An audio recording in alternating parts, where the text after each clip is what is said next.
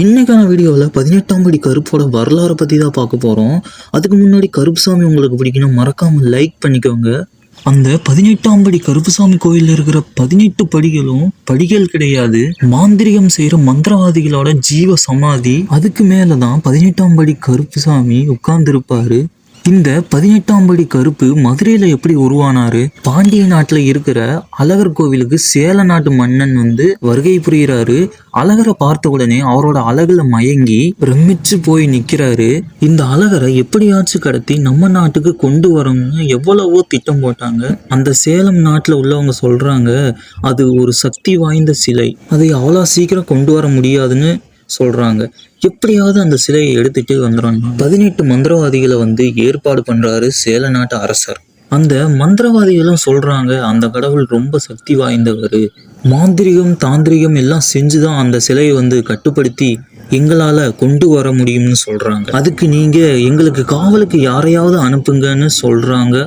அந்த சேல நாட்டு அரசரும் அதுக்கெல்லாம் சம்மதிச்சுட்டு 18ஆம் படி கருப்பை காவலுக்கு அனுப்புறாரு. அந்த 18 மந்திரவாதிகளும் அந்த அழகர் கோவிலுக்கு போறாங்க. அந்த 18 மந்திரவாதிகளுக்கும் காவலா கருப்பும் போறாரு. அந்த மந்திரவாதிகள் எல்லாம் கோயிலுக்குள்ள போன உடனே யாரோட கண்களுக்கும் நம்ம தெரியக்கூடாதுன்னு ஒரு மாந்திரிக மைய கண்ணில் தடவுறாங்க. அந்த அழகரோட அழகுல இந்த மந்திரவாதிகளும் மயங்கி போயிடுறாங்க. இந்த 18 மந்திரவாதிகளும் உட்கார்ந்து மந்திரம் செஞ்சு அந்த அழகரோட சக்தியை கொஞ்சம் கொஞ்சமா எடுத்துக்கொண்டே இருக்காங்க. இது தினசரி நடந்து கொண்டே இருக்குது. அந்த அழகரோட முகப்பொலிவும் கொஞ்சம் கொஞ்சமா குறைஞ்சுக்கிட்டே வருது. இந்த 18ஆம் படி கருப்பும் அந்த அழகரை பார்க்கலாமேன்னு போறாரு. அவரும் அந்த அழகரை பார்த்து அழகுல மயங்கி நிக்கிறாரு. இங்க நடக்கிறது எல்லாமே இந்த கோவில் பூசாரி கனவுல அந்த அழகர் சொல்றாரு, என்னை திருடி செல்வதற்காக 18 மந்திரவாதிகள் என் கருவறையில் மறைந்து உட்கார்ந்துருக்காங்க, என்னை காப்பாற்றுன்னு இந்த அழகர் சொல்றாரு. இவரு இந்த பாண்டிய நாட்டு அரசர்கிட்ட போய் இதெல்லாம் சொல்றாரு. அந்த அரசரும் ஒரு வழி கண்டுபிடிச்சு தினந்தோறும் அந்த பிரசாதம் வைக்கிற பொங்கல்ல நிறைய மிளகு சேர்த்து வைக்கிறாங்க. அதெல்லாம் சாப்பிட்டு அந்த 18 மந்திரவாதிகளுக்கும் மிளகோட காட்டத்தினால அவங்க கண்ணில் பூசி அந்த மைய அழிஞ்சு அவங்களோட உருவம் தெரிய ஆரம்பிக்குது. அந்த 18 மந்திரவாதிகளும் அந்த ஊர் மக்களோட கண்களுக்கு தெரிய ஆரம்பிச்சிட்டாங்க. அந்த மந்திரவாதிகள் இந்த அழகரை எங்கள் நாட்டுக்கு கடத்த வந்தது உண்மைதான், ஆனால் அந்த அழகரை பார்த்து அவரோட அழகுல மயங்கினதும் உண்மைதான்.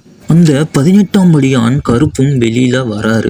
எனக்கு இங்க இருந்து சேலம் தேசம் போக விருப்பம் இல்லை, அதனால் இந்த கள்ளழகருக்கு நான் காவலாக இருக்கேன்னு சொல்றாரு. அந்த 18 மந்திரவாதிகளும் நாங்கள் எல்லாரும் செய்தது தவறுன்னு சொல்லி எந்த அழகரை நாங்கள் கடத்த சென்றோமோ அந்த அழகருக்கு காவலா நாங்க இருக்கோம், அந்த பொறுப்பை எங்களுக்கு கொடுங்கன்னு சொல்றாங்க. அத இவங்க பிறவி பயனா எடுத்துக்கிட்டு அந்த அழகரை காக்குறாங்க. 18 மந்திரவாதிகளும் வடக்கு நோக்கி அமர்ந்து தவம் செய்து தங்களுடைய உயிரை தாங்களே ஜீவ சமாதி படுத்தி கொண்டார்கள். அந்த 18 மந்திரவாதிகள் ஜீவ சமாதி படுத்தி கொண்ட அந்த இடத்தை தான் 18 படிகளாக அமைச்சிருக்காங்க. இவங்களோட சேர்ந்து இந்த 18ஆம் படியான் கருப்பும் காவலுக்கு நிற்கிறாரு. அவரோட உத்தரவு இல்லாம எதுவும் உள்ள போகவும் முடியாது, வெளியே வரவும் முடியாது. கூப்பிட்ட உடனே நிக்கிற தெய்வம் பொய்யா தெய்வங்கள், அதுதான் அந்த 18ஆம் படி கருப்பு. உண்மை எங்க இருக்குதோ அவங்க பக்கத்திலேயே இருந்து வெற்றி பெற செய்யக்கூடிய தெய்வம் அப்படின்னா கருப்புக்கு நிகரான தெய்வம் எதுவுமே இல்லை. உங்களுக்கு இந்த வீடியோ பிடிச்சிருந்துன்னா மறக்காம ஒரு லைக் பண்ணிடுங்க. உங்களுக்கு கருப்புசாமி பிடிக்குன்னா மறக்காம கமெண்ட் பாக்ஸ்ல கருப்பான கமெண்ட் பண்ணிட்டு அடுத்து எந்த கருப்புசாமி பத்தி வீடியோ போடலான்னு மறக்காம கமெண்ட் பண்ணிடுங்க. கருப்புசாமி உங்களுக்கு பிடிக்குன்னா இந்த வீடியோவை உங்க ஃப்ரெண்ட்ஸுக்கு ஷேர் பண்ணி விட்டுட்டு சப்ஸ்கிரைப் பண்ணிட்டு பெல் ஐக்கான ஆளுங்கிறது செட் பண்ணி வச்சுக்கோங்க. அப்பதான் நான் போடுற வீடியோ உங்களுக்கு சேரும்.